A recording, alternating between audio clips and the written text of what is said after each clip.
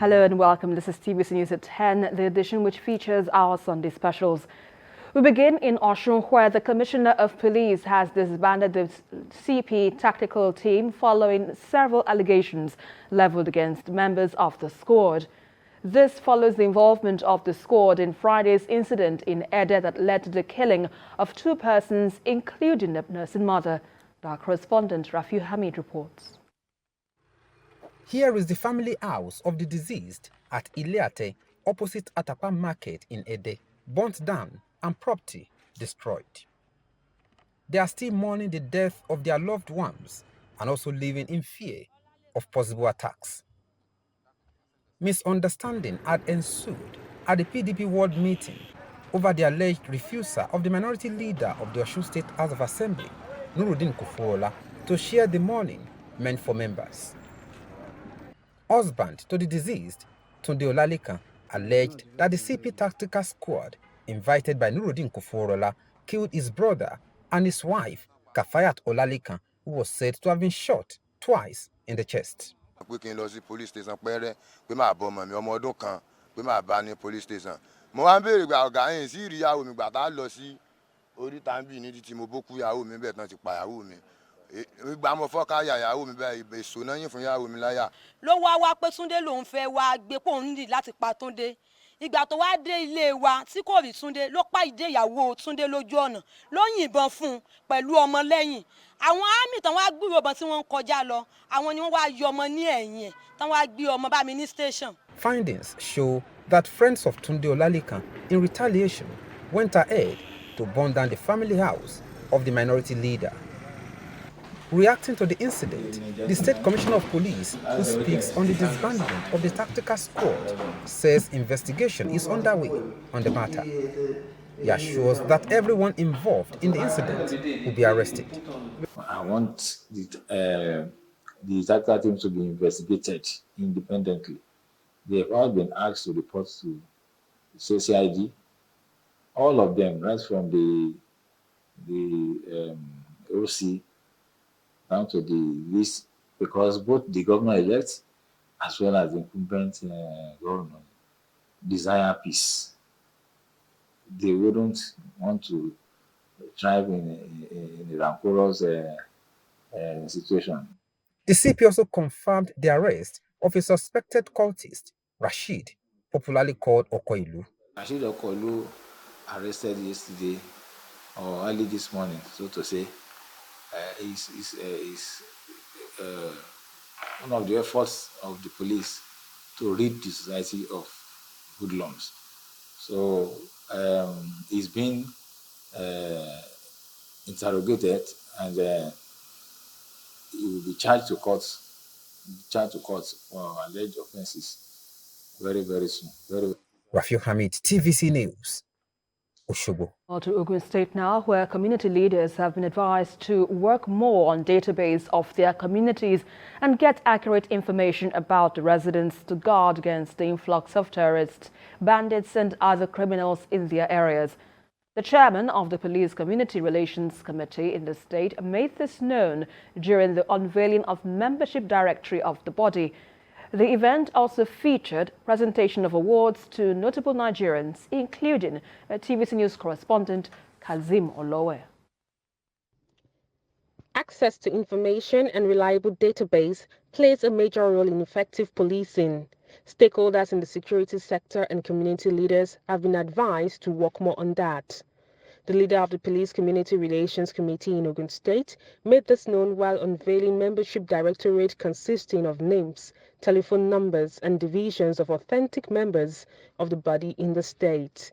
And like I always tell our CDA chairman, our CDC chairman, that they are the chief security officer of their community. So it behoves on them to be able to gather enough data on the members living in that particular community. The work they do, how maybe the family background, where they work, and all these sort of things. When you have this, even without making use of it, the fact that people know that you already have their data is already a deterrent for them to do something, because they know that the law will always catch up with them. We are working perfectly with all security agents, not only the Nigerian police. We are helping them with critical information. It's only in Ogun State, when our people see something, they say it, and it helps a lot. And we thank the IGP for recognizing us. The Commissioner of Police Ogun State Command described the step as the first of its kind, noting that it will assist security agencies and will help to guide against impersonation. While appreciating the support of stakeholders in crime fighting, the Commissioner on behalf of the organization decorated some individuals for their selfless service. TVC News correspondent Kazim Olowe was honored as a media icon of the year. ECRC Media Icon 2022 to you, Mr. Kazim Olowe. We do not have any other country, we do not have any other society than the one that we are living in, the one that we know that of our own. And we should do our bit in ensuring that the society is safe, the society is secured, and the society is progressing. The theme of the program was enhancing community security through the instrumentality of the PCRC. Well, let's turn our attention to Delta State, where the police have rescued a man who was kidnapped in Sapele local government area and recovered a shotgun, cutlass, and a stolen vehicle. In a statement by the police public relations officer of the command, Edafe Bryant, the operatives, while on a special duty alongside Sapele Divisional Police Patrol Team, flagged down the vehicle with 3 occupants, but they refused to stop for the search. Well, this led to a chase by the operatives who rescued the victim, tied inside the car. The victim was rescued unhurt and has since reunited with his family. He also noted that the effort to arrest the fleeing suspects is ongoing. The operatives of the Nigeria National Drug Law Enforcement Agency has arrested a trans-border drug dealer, Pastor Anieti Efyong, with 3 drums of crystal meth believed to have been imported from India. The consignment, weighing 90 kilograms and loaded into a commercial bus in Lagos, was intercepted during a stop-and-search operation along Wahia Ikotekmene Highway. Director of the Media and Advocacy, Femi Babafemi, disclosed that the illicit substance was to be delivered to the Republic of Cameroon. Meanwhile, a 90-year-old retired soldier, Usman Adamu, was arrested in Sokoto for supplying illicit drugs to bandits. Now, the operatives of the Adamawa Taraba Command of the Nigeria Customs Service seized contraband items worth 232 million naira smuggled through the waterways bordering both states. The comptroller in charge of both states, Isiaka Adegboyega, said the operation is in continuation of sustained efforts to check activities of economic saboteurs. Correspondent Owolabi Adenusi filed in this report. These are the foreign parboiled rice that were seized. The smugglers are now capitalizing on security challenges in the northeast to smuggle contraband items into the country. These contraband items include foreign rice and urea fertilizers, which Boko Haram fighters use to make explosives, and their new route is through the nation's waterways. The men of the Nigeria Customs Service have been quick to catch onto their game band, have moved to curb the activities of the economic saboteurs, despite the insecurity in the northeast region. Their efforts recently yielded the desired results following the interception of contraband goods worth 232 million naira on the waterways in Adamawa and Taraba states. You can see this fertilizer, urea fertilizer, are being used to manufacture explosive. That is where you have all this bomb here and there and this thing. But some people don't care. It is just because of their own selfish something. They want to make money at the detriment of the security implication to the country. The Adamawa and Taraba State Customs Controller says his men will continue to work round the clock to check the activities of smugglers. Consequently, he warned smugglers to desist from smuggling with the promise that no smuggler will go unpunished if caught. And we insisted that if they keep coming, we will keep arresting them. These decisions were made both on transit and on exit They were trying to exit the border. The intercepted items include 4,649 urea-band fertilizers of 50 kilograms, 1,500 sachet of banned tramadol, foreign rice, 562 jerry cans of premium motor spirit, second-hand clothes of 37 bales, assorted phones, PCs 838, 955 wristwatches, vehicle 22 units and foreign soap, cigarettes, used tires and other fabrics. Let's talk politics, where Bola Ahmed Tinubu Youth Orientation Network is urging youths to join the movement and support the presidential flag bearer of the APC, Bola Tinubu, and his running mate, Kashim Shettima.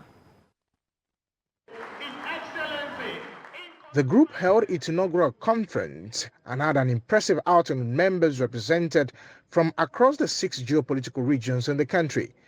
The event provided an opportunity to enlighten the youth on why they should support the joint ticket of the 2 former governors, work with leaders who are acceptable to Nigerians, judging by their antecedents. For the group, they said they will stand with the man who changed Lagos State, build leaders across ethnic and religious divides. Is the man who is going to draw the master plan of Nigeria for us. That we, the youth of this country, is going to follow suit and ensure we are executing the master plan.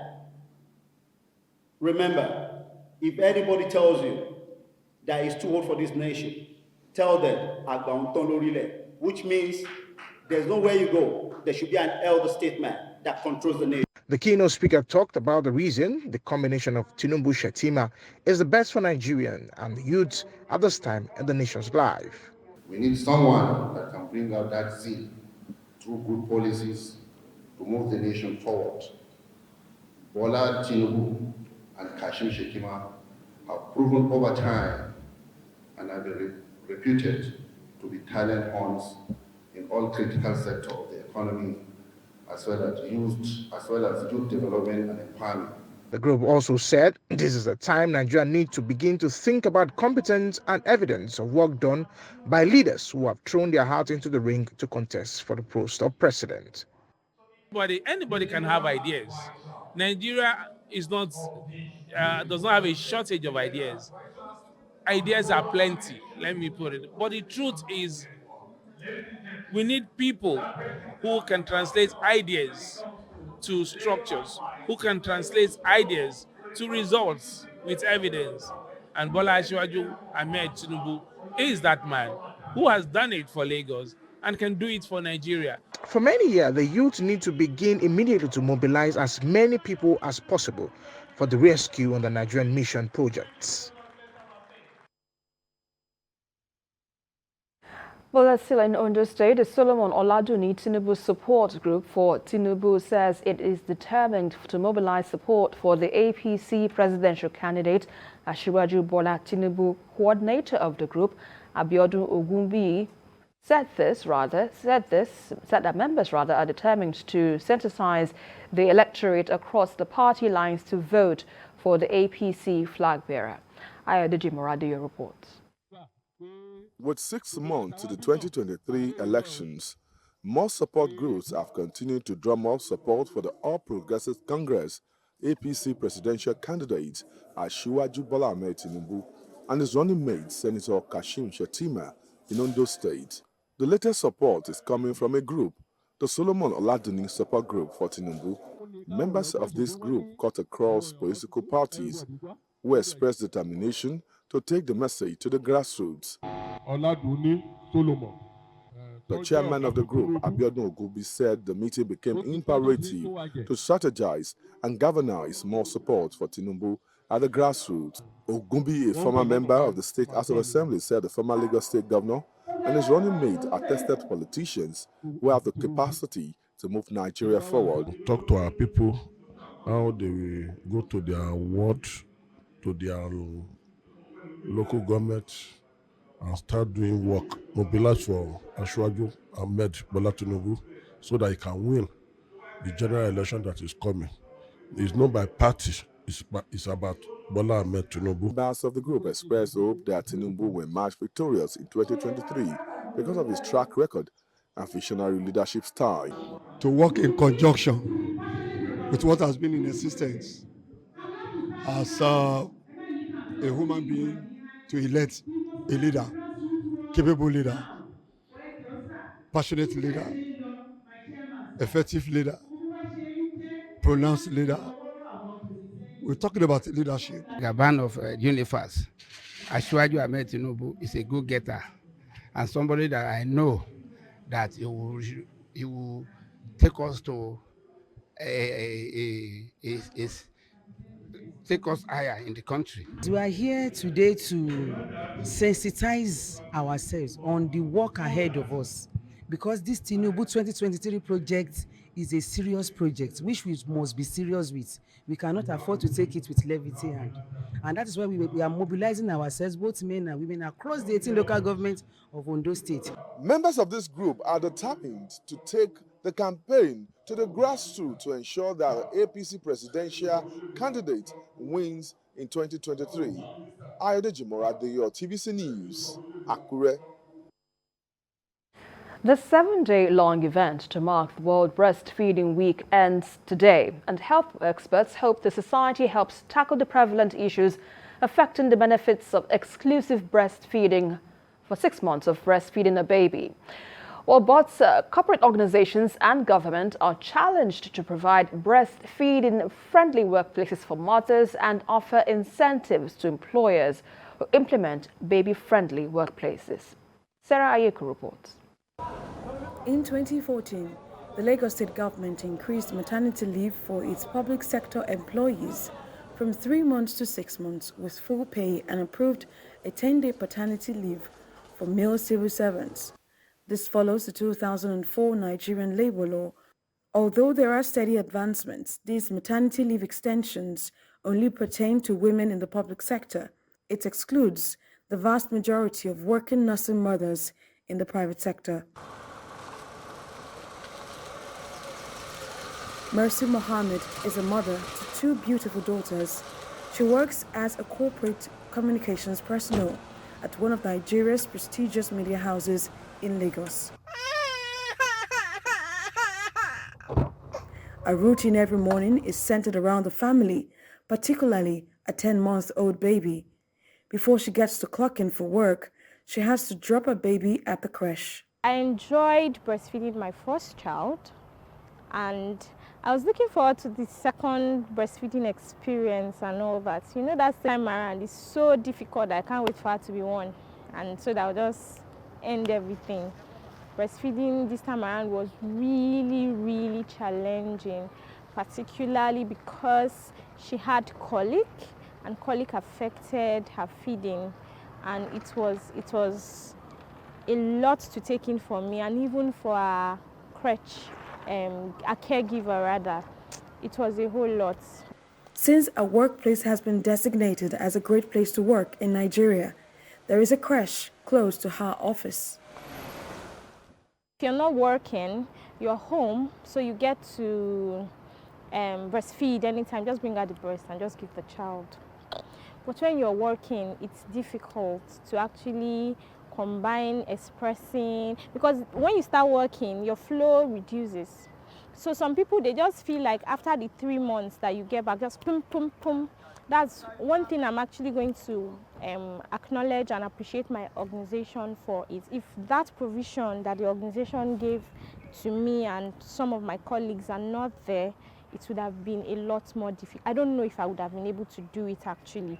In my interaction with her, she tells me how the support from her place of work and family helped her endure the process of breastfeeding, as a child's well-being is priority. I would advocate that they have, and like maternity leave should just be 6 months. I don't even mind, maybe because they usually pay 100% for the 3 months, even if you have to cut it.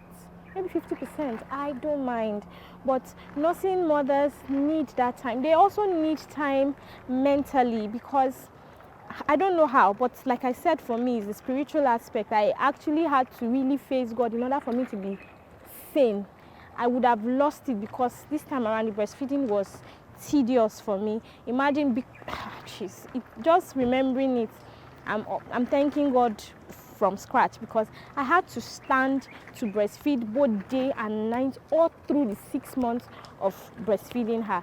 The colic is disturbing her, won't sleep.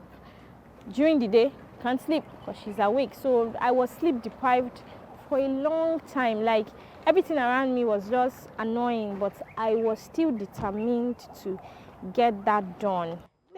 Mothers acknowledge that returning to work before 6 months is a key barrier to exclusive breastfeeding. Protection policies are limited. In other places, they are non-existent. Both private and public sectors, they are not giving enough. The public sector is trying 6 months, but after 6 months, which mother feels safe to leave her baby with another person? So what they need to do is to legislate into the laws that employers, especially when they have certain number of employees, and majority of which, not even majority, as long as they have women employees, they have childbearing age women, they should provide nursing areas for them. Based on a research conducted by Alive and Thrive initiative, only 9% of organizations had a workplace breastfeeding policy, while 23% of those in the private sector provided creche and daycare centers for their staff. The encouragement for breastfeeding, maternal protection out there is far more than what we have here. But the only thing the good thing is that we are not where we should be, but we are not where we used to be. There's a lot of room for improvement. We're very hopeful that as we continue to engage and organizations take actions and show leadership as part of employee engagement, as part of ensuring equity, diversity, and inclusion, as part of supporting them women, they move from just maternity leave to even give men 2 weeks and mothers 6 months. And in that way, you create a culture that engages the employee, that is very supportive, and in that way, you're contributing to the economy and to the overall development of the society. A sweet, sour experience for Mercy. In our mind, there are no prospects for a third child. But if it happens, she will still choose the 6 months exclusive breastfeeding procedure for her baby. Despite globally accepted knowledge on the benefits of breastfeeding and the contribution of maternity entitlements to increasing rates of exclusive breastfeeding in workplaces here in Nigeria, there is little or no research on the psychosocial well-being of parents, particularly the nursing mothers. Sarah Ayeku, TVC News, Lagos. On to education matters now. It is the right of every child to be educated, but more than 18 million children in Nigeria lack access to basic education. This is one of the challenges faced by the children in Makoko, a suburb in Lagos. And to address this challenge, stakeholders from a foundation in Lagos have braced up to ensure that these children have access to education and school materials. Inyoluwa Popola reports. Fishing is one of the major businesses in Makoko community. Both the young and old engage in it. Although this business, among others, puts money in their pockets, the lack of education still limits the possibilities of development. About 20,000 children live in Makoko, and there are just about 4 schools in the area. Aside the imbalance in the ratio of children to the number of schools, they also lack necessary educational materials. This foundation believes in educating these children in their natural environment while giving them materials to work with. We found that this community, these children are not used to land. They're scared of the land. They're afraid of being kidnapped. They're more comfortable on the waters. So we want to take education to them on the waters. We're going to help them build more schools on the waters and equip the schools so that the children can have their educations on the waters. Responsibility does not lie only on the government. It also lies on us as an individual. It's not until you have a lot of money before you can do this. You can pick 1 or 2, 3, 4 children, send them to school.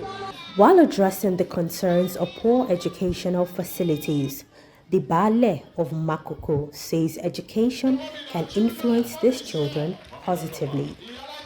This is the best anybody can do for them to get them educated.